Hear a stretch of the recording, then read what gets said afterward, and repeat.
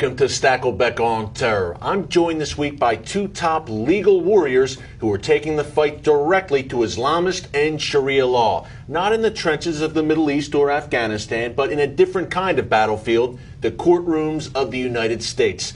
First, we have David Yerushalmi. He is an expert on constitutional law with an emphasis on the First Amendment. He's been involved in international legal and constitutional matters for over 25 years. He's also an expert on Islamic law, jihad, and national security. And to give you an idea of just how important David is to the cause, he's been identified by none other than the New York Times as, quote, the man behind the anti-Sharia movement. And I'm sure he wears that label with pride.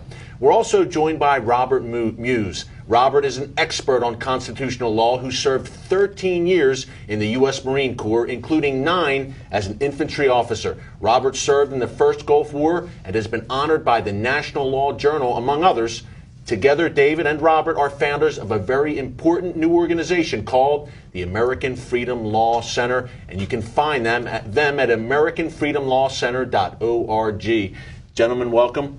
A lengthy introduction, but much deserved and well earned. So we're going to get into the American Freedom Law Center, jihad, Sharia, how Muslim Brotherhood front groups are making inroads legally here in the United States. But first, I have to ask you guys, how did you come together? David, you're a devout Orthodox Jew. Robert, a devout Catholic with 12 children, I might add. Be yes. Fruitful and multiply. Exactly. Divergent backgrounds. Two top legal minds, though. How did you come together? Well, one might say serendipity, but we believe that there's a guiding hand above.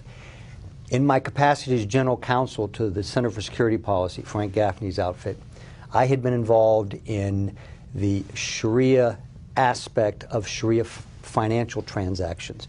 I've written a law review article. We did a major study looking at the use of Sharia adherent committees and imams to guide banks and finance.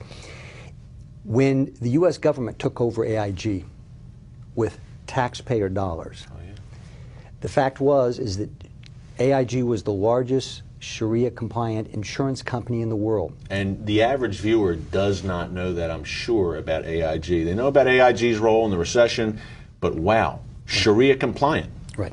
So now you had a company that was owned by the U.S. government, paid for with our tax dollars, and they were out promoting not just Islam, they were promoting Sharia. And the Sharia imams that they were employing were promoting all the things that we know goes with Sharia, the jihad, the death for apostasy, all of those aspects. And our taxpayer-funded dollars were funding this, U.S. taxpayer dollars. We saved AIG from going into bankruptcy, the taxpayer dollars.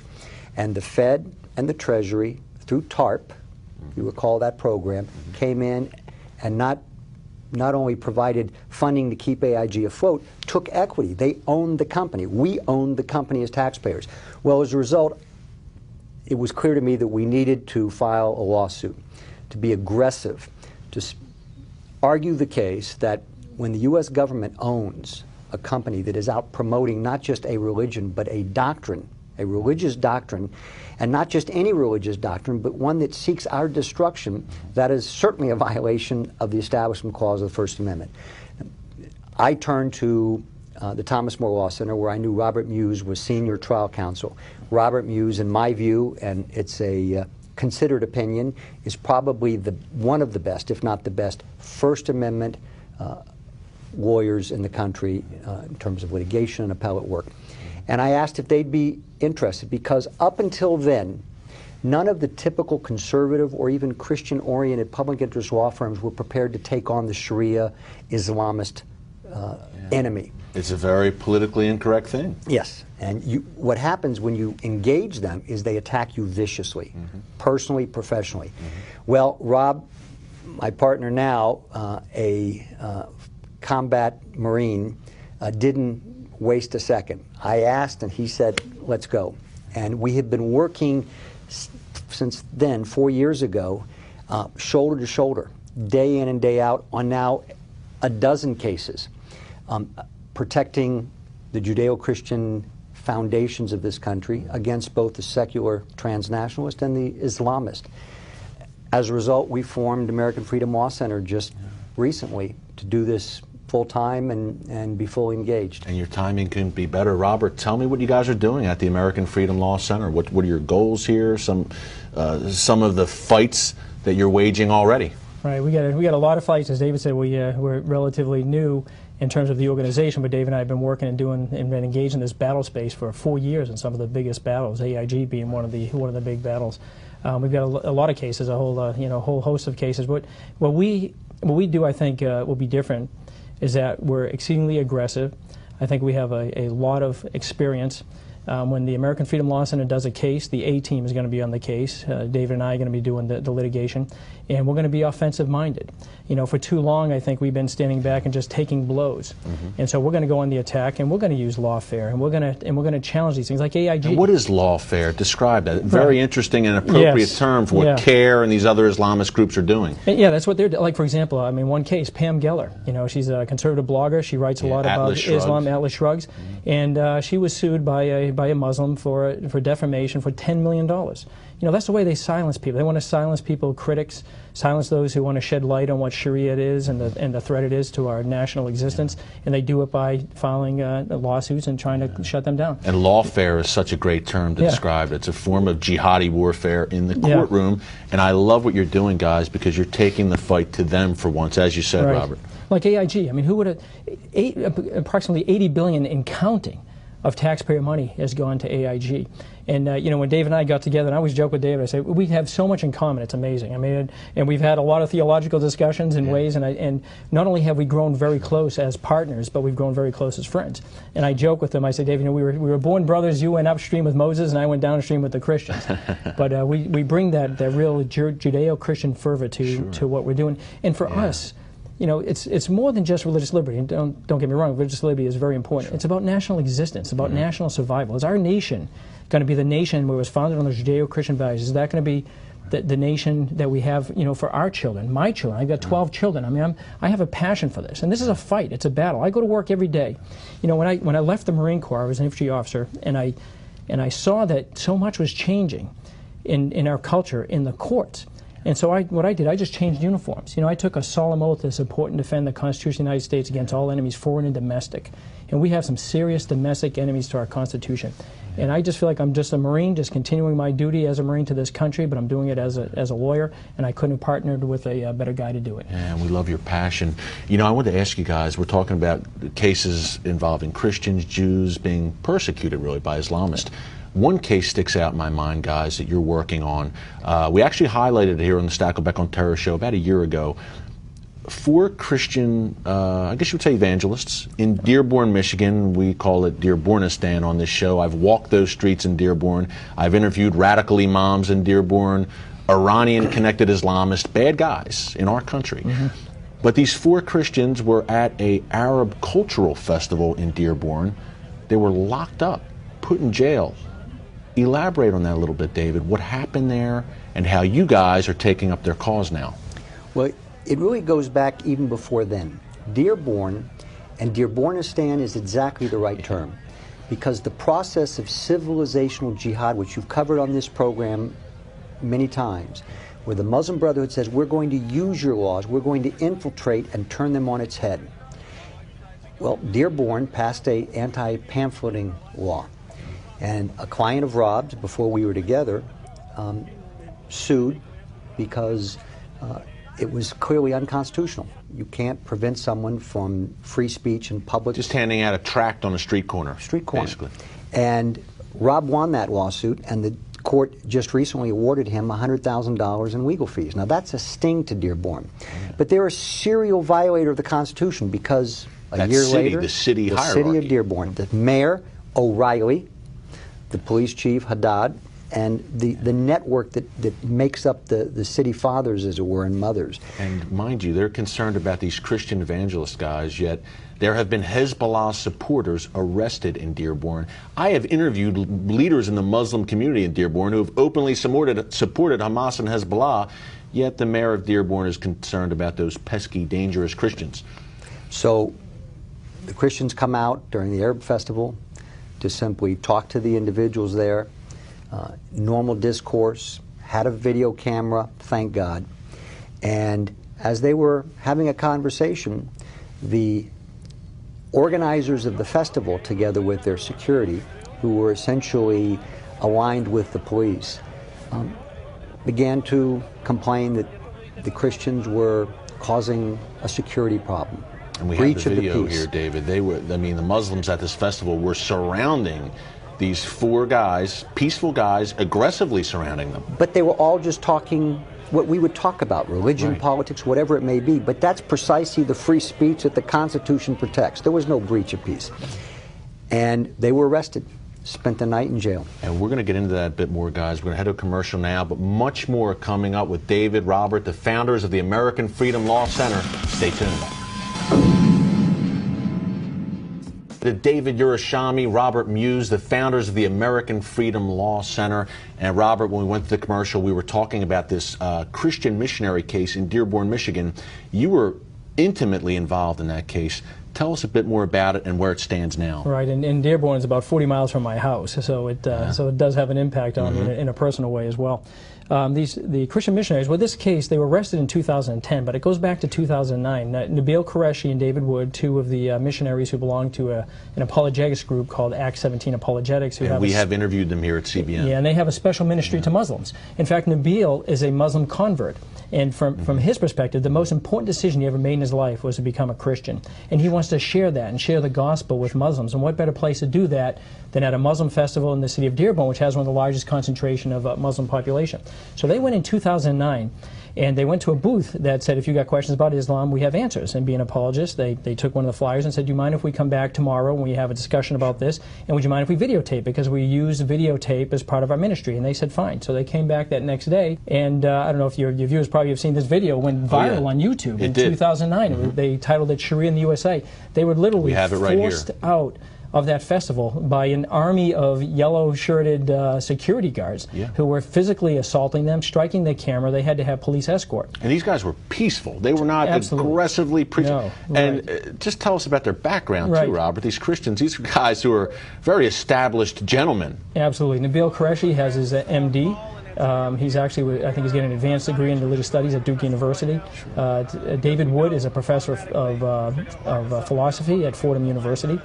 So these aren't your criminal types. These are not thugs. Not thugs at all. They're very smart. They're very effective, and they evangelize in a very loving way. You know, and you can see it on the video. Yes. Well, when they did this video in 2009, it went viral, and the city got a lot of negative criticism, as well as the festival, rightfully so, for the way they were treated. And so when they went back in 2010, they were promised by the police that these thugs, these festival thugs, would not be there, that it would be a peaceful place, and that they could come back and evangelize, and it would be peaceful. So they came back in 2010, and thankfully they brought video cameras with them to videotape every minute that they were there. They were there peacefully evangelizing, and no doubt they had a target on their back. And when you look at the facts, they were bold to go back. We were saying during the commercial. This was pure retaliation. There's no doubt about it. And when you see that video of Nabil Qureshi talking to this group of young Muslims, it was a very civil dialogue in the street. There wasn't a crowd. He had a microphone, but it wasn't amplifying sound. It was just to pick up the sound for the tape recording. Next thing you know, from out of nowhere comes this army of police officers who take his microphone, take his hands, put him behind his back, and put him in handcuffs. And they drag him back to jail, and these guys spend a night in jail, and they get criminally charged with breach of the peace. I defended them in that criminal trial. It was a week-long criminal trial. That last video I used in my closing argument. I showed it to the jury. And after I showed it and just paused, and I said, did what you just see there, did that just happen on a city street in the United States of America? Yeah. I mean, it is that jaw-dropping. Yeah. And they were acquitted. All of them were acquitted, not guilty findings. We turned around and David and I filed a 96-page civil rights lawsuit against the chief, the mayor, the chief of police, 17 police officers who were involved, and festival workers who were involved. And that case is ongoing. In fact, we just had a very, very favorable decision from a judge. The city moved to dismiss the lawsuit. And the judge just ruled in our favor, said no, there's enough, the allegations are sufficient to go forward with this civil rights complaint. And you know, the city needs to pay for this, because it was egregious. And when you see that, when you see this video, it is utterly shocking that happened. Yes. But that is the stealth jihad. That is the influence of Sharia. That is the civilization jihad, how the First Amendment is being suppressed. And we're going to talk about that more coming up, guys. This is just the tip of the iceberg. Sharia in America. Much more coming up with David and Robert. Stay. And welcome back. We're discussing the legal jihad and the fight against it with David Urashami and Robert Muse. David, you know, before the break, we were talking about this case in Dearborn. To me, that is a situation where Islamic Sharia law is being enforced in so many ways in the United States of America. Now, when we talk about Sharia law, I've done special episodes here with General Jerry Boykin, Frank Gaffney about the Sharia threat in America. The left responds with laughter, and they say there is no Sharia threat. Could you kind of just shoot some holes in that argument real quick and tell us how, yes, Islamic Sharia is slowly creeping, encroaching in American society? We all know about kinetic jihad, the war of the jihadists abroad, or those in the homegrown terror cells here that have tried to commit acts of terror. But there is, as Rob pointed out, civilizational jihad, and that's their term. That's not ours. That's the term of the Muslim Brotherhood. The first aspect of civilizational jihad, of the implication of Sharia in daily life, is to get our institutions, our government, our mayors, our police chiefs, to enforce blasphemy laws of Sharia. Sharia says you can't insult Islam, Muhammad, or Sharia, or the Ummah, the Muslim people as a group. American free speech says you have the right to speak as long as you're not calling for some violent act and there's no likelihood that violence is going to occur. If you're simply out there engaging, you're speaking for Christianity, Judaism, against it, you have that right. That's a fundamental principle. The first aspect of civilizational jihad is to shut us up. They don't get shut up because anyone who speaks out publicly, our clients, the Pamela Gellers, the Christian evangelicals in Dearborn, anyone who speaks out is immediately labeled an Islamophobe and threatened with a lawsuit, or in fact threatened, as our client Pamela Geller was. And we're going to talk about Pam in a second, some of her cases. Who are these groups, David? And we've talked about them here on this show, but just a refresher course. The Council on American Islamic Relations, the Islamic Society of North America. These are Muslim Brotherhood front groups, and guys, it's not just us saying this, we know it from their own documents that label these groups. And our FBI, our own FBI, the U.S. government, has these documents in their possession. Yet these groups continue to have an open door at the highest levels of the U.S. government. And as you said, they're shutting down any honest conversation about Islam or Islamic jihad. We have, the American Freedom Law Center has now 2 lawsuits involving CARE. And what we can tell you is the Council on American Islamic Relations and all the other alphabet soup of Muslim Brotherhood organizations are not just Muslim Brotherhood. They're intimately connected with Hamas. They are the social or civilizational arm of that jihad. Every move they take, every aspect of their behavior is purposeful in that it tries to shut down any effort to protect national security and to protect against jihad. You had it with Jerry Boykin, preventing him to speak at West Point. Across the board, it's always the same. These groups have been identified by the U.S. government based upon their but by the U.S. government as Hamas, Muslim Brotherhood affiliated organizations. Yet, and that's a great point, David and Robert, yet when you try to, there were cases, a case you guys have now at the American Freedom Law Center, there was a bus ad, Pamela Geller's group, Stop Islamization of America, attempted to put some bus ads up, and all of these Islamist pressure groups, anti-jihad, anti-Sharia bus ads on a city bus, and these Islamist front groups rose up in fury and got those ads removed. Tell us a little bit about that case. Yeah, there's been several cases. In fact, we've been successful, though, in quite a few of them. We tend to be successful in all of them because we hope and we intend to have the First Amendment trumping and being the supreme law in the land and not Sharia. I mean, that's our whole, principal goal. One of the bus ad cases was in Detroit, Michigan. She wanted to run a bus ad that said "Leaving Islam," and it was all for people who were leaving Islam. They needed some refuge, some place to go. For ex-Muslims who live under the threat of death, exactly, in accordance with Sharia. But go ahead. And the Detroit Bus Transit Authority had denied the advertisement, even though they allowed the advertisement for this atheist organization. Right. We filed a motion for a preliminary injunction, trying to get it enjoined their restriction, meaning to allow the ad to go up, and the judge ruled in our favor. But the ad still hasn't gone up. They refused to put it up, and they've appealed it to the Sixth Circuit. In fact, I'm going to be arguing that case here on April 13th. I believe that one is, or April 13th, I believe that one is set up for. That's going to be a hot one. That'll be a hot one. You got to update us on how it goes. And like I said, we won below, so that was in our favor. And we just sued the Metropolitan Transportation Authority in New York City because they wouldn't run her anti-jihad ad, even though they accepted an anti-Israel, pro-Palestine ad. Of course. That one went up without any problem. Oh, yeah. But all of a sudden now Pam's is labeled demeaning speech because it points out the threat of jihad. But death to the Jews is okay. We have to leave it That's there, right. guys. We're going to commercial. Stay tuned. And welcome back. We're wrapping up here with David Urashami, Robert Muse of the American Freedom Law Center. David, you guys are true watchmen on the wall for our country, for Judeo-Christian Western civilization. What can we do? How can we help?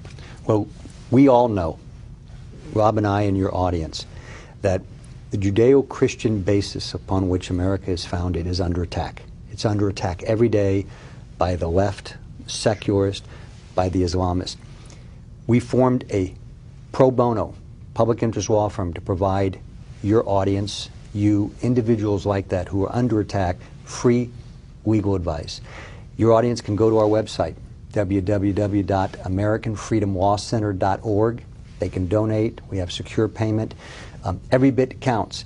They can sign petitions. They can do what, follow our email blast and support us in every way possible. And we only have about 10 seconds left, Robert, but what's next for you guys? We're going to continue the fight every day. Every day I wake up, I go to battle. Every day David wakes up, he goes to battle. We're going to fight for your faith, and we're going to fight for your freedoms. And we're going to do that in a very compelling, aggressive, and efficient and competent way. We appreciate it, guys. Thank you so much for joining us today. God bless you guys and your work. And until next time, hear from Stackleback on Terror. Take care, and God bless.